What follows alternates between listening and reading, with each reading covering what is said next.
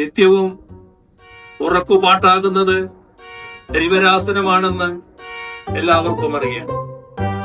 ആ കൃതി ചിട്ടപ്പെടുത്തിയത് അയ്യപ്പ സംഗമത്തിൽ ഐതിഹ്യം ഗീതോപദേശമൊക്കെ ആണല്ലോ നമ്മുടെ മുഖ്യം പറയണേ. എന്റെ ചേച്ചി, എനിക്ക് തോന്നിയത് തന്നറ ലൈവ് കണ്ടപ്പോൾ ഇത് നെറ്റ്വർക്ക് ഇഷ്യൂ ആണെന്നാ.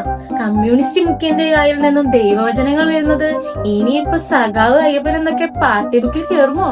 ഒന്ന് പോടിയേ, അത് മതരചനം എന്നല്ല, ദാർശനിക അർത്ഥം പറഞ്ഞതാണ്. ഫിലോസഫി പറഞ്ഞൂടെ? ഓഹോ, അതോ? ഫിലോസഫി പറയുമ്പോഴോ സാമീയ ശരണമെന്ന് പറയുമോ? ഈ വേണി, നീ എല്ലാത്തിനും കളിയാക്കണ്ട. നേതാക്കൾ സാഹചര്യത്തിനനുസരിച്ച് സംസാരിക്കണം.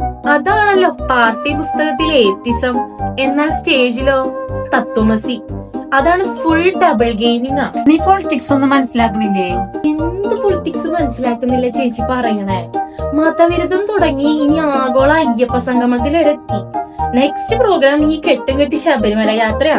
അനൗൺസ് ചെയ്ത് കഴിഞ്ഞാണ്ടല്ലോ അവരുടെ പാർട്ടി സഖാക്കളുടെ ശരണവിളി ഒന്ന് ഓർത്തു നോക്കണേ.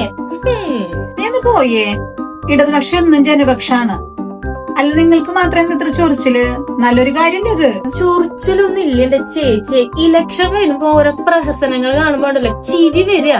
നമ്മുടെ ഈ മുഖ്യന്റെ ഈ ഗീതോപദേശം ഉണ്ടല്ലോ, തത്വമസി സാരാംശവും പറച്ചിലും കേട്ട് കഴിഞ്ഞാണ്ടല്ലോ ആ നിമിഷം വിചാരിച്ചു പ്രസംഗം കഴിഞ്ഞു കഴിഞ്ഞാൽ സ്വാമിയെ ശരണമയ്യപ്പ എന്ന മൂപ്പർ വിളിക്കും എന്ന്. നോക്കാം, കാത്തിരിക്കാം.